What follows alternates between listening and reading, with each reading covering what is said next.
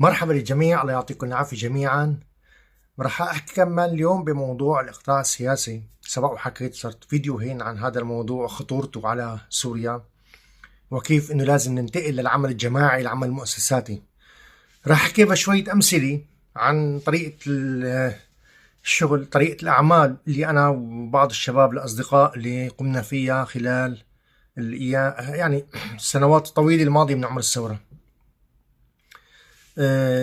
بحمص لما بدأت بتشكيل تنسيقيات من البداية جمعت الأصدقاء وجمعت الشباب ووزعت هويتي المدنية وهويتي الصحفية وبطاقتي الصحفية. هني معروف أنا بالنسبة لهم إنه نحن بنعرفها. قلت لهم لا، نحن عم نعمل ثورة، ما عم نلعب. هاي ثورة يا شباب. أنا شخص معروف من قبل النظام، ممكن يتم اعتقالي، ممكن تحت التعذيب اعترف عليكم. لذلك ما بدي منكم غير إنه أنت أبو فلان وأنت أبو فلان، وانتم لازم تعرفوا انه هذا الشخص اللي عم يتعامل معكم منو هو. وزعت هويتي على الكل، شوفوها كلياتكم. ووزعت البطاقة الصحفية، انا صحفي. كان موجود ابو عبد البشير الله يشكره بالخير، وقلت له ابو عبده بتتذكر انا بعثت لك الهتافات الفلانية العداوية الفلانية؟ كان يكتبها احد الاصدقاء. قلت له بعت لك اياها وانا مكتوب بيتي بالمكان الفلاني ومعروف. حاولت اعطيهم كل التطمينات. كنا نجتمع كلياتنا ونحط خطط العمل. لما شيئا فشيئا تلاقت الافكار. يعني انا باحدى الايام عم خطط اللافتات، جايب الخطاط ومادين القماش عم خطط اللافتات. كان منير شقلب ابو مازن الله يذكره بالخير فينا، ابو مازن الحمصي اللي كان بحصار حمص، وبفتخر انه واحد من اقرب الناس لإلي بهديك الوقت، ولا زال خويي وحبيب قلبي. ابو مازن اجى عم يعطيني ورقه، قال لي ابو ناظم شو رايك بهدول الشعارات اللي انا اذا لقيتهم مناسبين اكتبهم. قريت الورقه، لقيت نفس الشيء اللي انا حاطه على الورقه اللي بدي اكتبها. قلت له ابو مازن شو خوف هاي الورقه شوفها. شاف الورقه فاكتشف انه نفس الشيء اللي انا عم افكر فيه هو عم يفكر فيه. نفس الهتافات اللي او الشعارات اللي بنكتب على اللافتات تقريبا نفسها، بيختلف كلمه، بتختلف طريقه الصياغه، لكن هي نفس الحكي اللي عم نحكيه. العمل الجماعي خلانا نوصل لانه الافكار تكون قريبه من بعض ونفهم بعضنا ونتشارك مع بعضنا بالشغل. بالقاهره حاولنا كثير نعمل انشطه جماعيه. بالقاهره كان في مجموعه من الشباب الرائعين، بدي اذكر بالضبط ياسر المسالمي وفراس حج يحيى. كنا نلتقى في قهوه البستان، نلتقى فيها نعمل اي نشاط، انه في مظاهره نخلص نقعد بالقهوه كلياتنا على طاوله وحده، كل واحد يدفع عن حاله ونتناقش كسوريين بين بعضنا. حاولنا نعمل تجمعات للسوريين اللي كانت موجودة. فمثلا إحدى المرات عملنا مشروع جالي كنا بدنا نعمل، وحاولنا إنه ما كان عندنا الخبرة بوقتها. حاولنا نعمل هذا الشيء، لكن صدمنا بالأنا المتضخم لشخصيات، وصدمنا بانقسامات. انه اوكي نحن جمعنا 50 واحد او 100 واحد من السوريين اللي كانوا موجودين بالقاهره، طيب اذا اجى واحد ثاني وجمع 100 واحد ثاني، نحن قدرنا ناخذ ترخيص سميناها جمعيه الجاليه وغيرنا اخذ ترخيص، فبده يصير انقسام. فبعد التجربه وجدنا انه لا، نحن لازم نعمل شيء ثاني، لازم نجمع المجمع، ما لازم نبني على الافراد. فقمنا انا وياسر وفراس بتجميع المنظمات السوريه او المنظمات الاقليميه مثل سيف اند تشيلدرن، منظمات ناس عم تشتغل مع السوريين بقضايا السوريين. جمعنا هون، عملنا ورقه، كان ما حدا بيعرف انهم، يعني ما حدا يعني مشتغل مع بعضهم، ما كانوا عم يشتغلوا مع بعضهم، انه تعالوا ننسق بين بعضنا، انت عم تشتغل بهذا التوجه، انت عم تشتغل بهذا التوجه. طيب انا اذا اجى عندي على المنظمه تبعي او الجمعيه تبعي شخص بده شيء من عندي انا ما موجود عندي، بس انت عم تشتغل فيه، فانا هيك ببعته لعندك. هيك كانت فكره بالحد الادنى.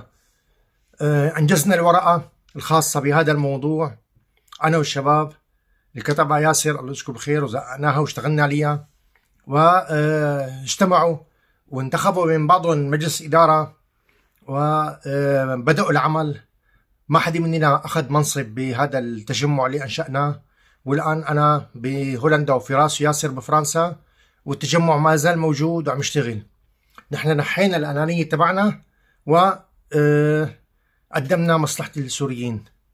مثال تاني أنا بدي أحكي، لما بالقاهرة أيضا عم بقرأ أنا بالجرايد اعتقال، لقوا والله السوريين عم يهربوا دولارات، كان في ايام تعويم الدولار وكان بمصر وكان في مشكله وارتفعت الاسعار فبدي يلاقوا الحكم، بدي يلاقي اي حكومه بدها تلاقي ذريعه تحط عليها اسباب ارتفاع الاسعار. فقالت السوريين عم يهربوا الدولار. السوريين شو بدها تقولها؟ بدات اول شيء تحريض باسلوب غير مباشر، تنشر اخبار انه والله لقينا سوريين عم يهربوا الدولار بعلبه البقلاوه، لقينا السوريين عم يهربوا عملات صعبه دولار بسندويش الشاورما. تخيلوا انه بسندويش الشاورما، هيك خبر منشور. فكان صديق فراس حج يحيى محامي الله يذكره بالخير، ابو حبيبي، كان عم يشتغل بالمكتب القانوني بالائتلاف وتبنى قضايا السوريين واشتغل كتير بشانون. فاتصلت فيه قلت له انا جايك. اجيت لعنده قلت له ليك شو ناشرين جريده؟ وقال لي كمان ليك انا كمان شو عم بقرا نفس الشيء توجه. قلت له انا كصحفي عم بشتغل سياسي، انا بفهم انه هاي بدايه تحريض على السوريين، بدايه انه بدهم يعملوا مشكله. قال لي وانا مثلك. حطينا خطه انا وياه، وزعنا الادوار، هو بعت رسائل بشكل رسمي للحكومه ولوزاره الخارجيه، وانا نزلت على التجمعات الميدانيه على الارض، على شباب الثوره المصريه، على الاحزاب المصريه، رحت حكيت معهم باسلوبهم بعقلهم. الشيوعيين حكيتهم باسلوبهم وعقلهم وايديولوجيتهم، الناصريين حكيت بعقلهم وايديولوجيتهم، بالاضافه للشغل اللي كانوا عم يعملوه الاصدقاء اللي هني من ثوار مصر، وبوجه لهم تحيه بذكرى ثوره 25 يناير. وحققنا شيء، طلع وزير من الحكومه المصريه طلع على الاعلام بعد كل هالحمله اللي عملناها وقال والله السوريين ناجحين وما هني السبب ارتفاع الاسعار، وهذا الهجوم عليهم غلط، وهني عم يفتحوا مشاريع واجوا ناس من تحت الصفر واشتغلوا منتجين وفتحوا اعمال وفتحوا اشغال. التجربه الثالثه كانت باسطنبول. بيتصل فيي صديقي الناشط طه الغازي، ناشط حقوقي بقضايا اللاجئين السوريين. نحن كنا من زمان من وقت وصلنا على اسطنبول عم نحاول نفتح علاقات مع احزاب المعارضه التركيه، لكن ما كنا عم نقدر نوصل بسرعه. وصلنا بال 2019 لانه التقينا مع نائب رئيس حزب الجهبي، حزب الشعب التركي. فبالاجتماع حكينا بموضوع اللاجئين السوريين بال 2019. التقى معه منصور أتاسي الله يرحمه، ابو مطيع، ومجموعه من الاشخاص. لما رحنا نلتقي معه لم نذهب نحن فقط كحزب يسار، انما اخذنا معنا ناس من متنوعين التوجهات، من عده توجهات، من عده احزاب، ورحنا كلياتنا كسوريين نمثل انفسنا، ما بنمثل السوريين كلياتهم، نحن بنمثل هاي المجموعه هالتيار هذا. وحكينا بموضوع اللاجئين السوريين، وكانوا عم يحضروا لمؤتمر بدهم يعملوه هني، وحكينا معهم، حكينا عن صعوبات المواجهه بتركيا وبالصدفه يومتها حصل الاجتماع، كان يوم اللي صار زلزال اسطنبول، بالاجتماع كانوا بزلزال. بعدها بصير كورونا، بعدها بتوفى ابو مطيع الله يرحمه. بعدها باخر فتره كورونا بيتصل فيي طه الغازي الله يذكره بالخير، صديقي وحبيب القلب، قال لي بدنا نلتقي مع اليسار التركي. قلت له انا جاهز. خلصت حظر التجوال وخلصت كورونا، عملنا اجتماع انا وطه، وكان معنا اخرين من حزب من عنا، وقال هيك بدنا نلتقي، بدنا نعمل جوله على الاحزاب، وحطينا خطه. قلت له نحن ما متعودين بالحزب نشتغل، نحن بحزب اليسار ما متعودين نشتغل اقطاع سياسي، ما يعني ما بنقدر نغسل الاخر، نحن بنحب نشتغل شغل جماعي. قال لي ما قلت له نحن بدنا نجيب كل الاحزاب وكل الناس الموجودين، سواء كانت تجمعات او احزاب او افراد شخصيات، يعني مثل محمد الفارس الله يرحمه، مثل العميد احمد رحال، مثل يعني في كتير شخصيات مجتمعيه سوريين. قال لي تمام. بعتنا دعوه للكل، واللي حضر معنا اجى حضر، واتفقنا وحطينا خطه للعمل، اجتمعنا على الزوم عده مرات وحطينا خطه العمل وانطلقنا. لما رحنا قابلنا كمال الكرجدار اغلو، كان صرنا 4 شهور عم نحضر، نحن مجموعه من الاحزاب صرنا 4 شهور عم نحضر، كنا عم نلتقي مع شخصيات محيطه فيه، وبالتدريج حتى وصلنا التقينا معه. ويوم كل فتره يعني تقريبا كل اسبوع، كل 4-5 ايام عم نلتقي بمكان وعم نتناقش، لدرجه انه نحط لوح على الحيط او ورقه ونحط عليها تناقش عليها على التلفزيون، نحط الخطه وشو بدنا نحكي وكل واحد ونزل الادوار، وصولا لانه عملنا اللقاء وقدرنا ننجح، وقدرنا نحط يومتها وحده على نظام. انا كان بالنسبه لي هدف من اللقاء انه حط وحده على النظام. بشار كان عم يقول انه هاي ثورة إخوانجية، هاي ثورة إسلامية، هاي ثورة مدعومة من العدالة والتنمية من أردوغان. أنا كان هدفي أقول له لا، هاي ثورة وطنية، هاي ثورة مدعومة من الشعب التركي كله. لما السوريين طلعوا تركيا ببدايتها الأتراك كلهم احتضنوهم، كل الأتراك وقفوا معهم. فأنا هيك بدي، بالإضافة لأنه نخفف من خطابه الطائفي تجاه السوريين، خطابه العنصري أو خطاب الكراهية الموجه ضد السوريين في تركيا. باللقاء نحن قدرنا نحصل على صورة جماعية، لأنه انتشرت الصورة ووصلت. فأنا أفشلت الكلام تبع الشار إنه هذا حزب العدالة، حزب الجهبي، حزب الشعب الجمهوري التركي، هذا حزب علماني من أعرق الأحزاب العلمانية بتركيا، وهو يقف مع الثورة السورية. وهو قال أنا ما رح أرجع السوريين إلا لحتى يصير في عندهم ديمقراطية، ويصير في عندهم إعادة إعمار، ويصير في عندهم اقتصاد. هو هيك صرح بالاجتماع، ونحن أخذنا هذا الحكي والصورة هاي ونشرناها، وما عاد يقدر يتراجع. أنا حققت إنه ضربت الملف، يعني ضربت الشيء اللي عم يترسخ عليه بشار، إنه ليكو هذا الحزب العلماني التقى مع المعارضة السورية.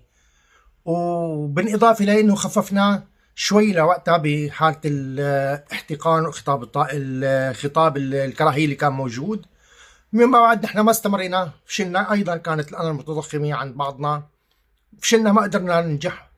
بالمقابل أيضا هني كان عندهم، يعني هني كحزب عندهم توجهات وعندهم رغبة إنه داخلين انتخابات بدهم يبنوا على خطاب الكراهية مشان يربحوا مقاعد بالبرلمان أو ياخذوا رئاسة الجمهورية، يربحوا بالانتخابات. فحاولوا يبنوا على خطاب الكراهية مشان يربحوا الانتخابات وفشلوا بالنتيجة. فإذا كانت لأن المتضخمة هي سبب الفشل، وليس نحن، وليس عملنا نحن اشتغلنا بمؤسسات، اشتغلنا بعمل جماعي، وحققنا نجاحات نوعا ما كانت جيدة بكل مكان. أنا الآن عم أرجع أكرر إنه بتمنى من كل الثوار، كل الشباب يرجعوا بين بعضهم، هن يعملوا تجمعاتهم السورية، يعملوا تجمعاتهم السياسية، وينطلقوا للعمل بشكل مؤسساتي، بشكل جماعي، بعيدا عن عقلية الفرد. ما يجي انا والله بدي اعمل جاليه هون وبدي اعمل مدري ايش هونيك مشان بدي، والله انا بدي اطلع امثل السوريين كلهم. هاي غلط. قضيه تمثيل السوريين، ما حدا بيقدر يمثل السوريين غير بانتخابات حره ديمقراطيه علنيه شفافه وفق معايير. اذا البديل، لانه نحن ما قادرين نعمل انتخابات هلا، البديل انك انت تشكل تجمعاتك. انا بمثل 10 15 20 احسن ما اروح انا لحالي او يطلعوا ال20 مع بعضهم لحالهم. يكون في عنا ورقة سياسية نتفق كلياتنا عليها، هال10 هدول نتفق عليها، فأنا بروح ممثل لل10 وغيري بروح ممثل ل30، وهيك نقدر نوصل لأفضل تمثيل للسوريين. شكرا لاستماعكم، نلتقي في فيديوهات تانية.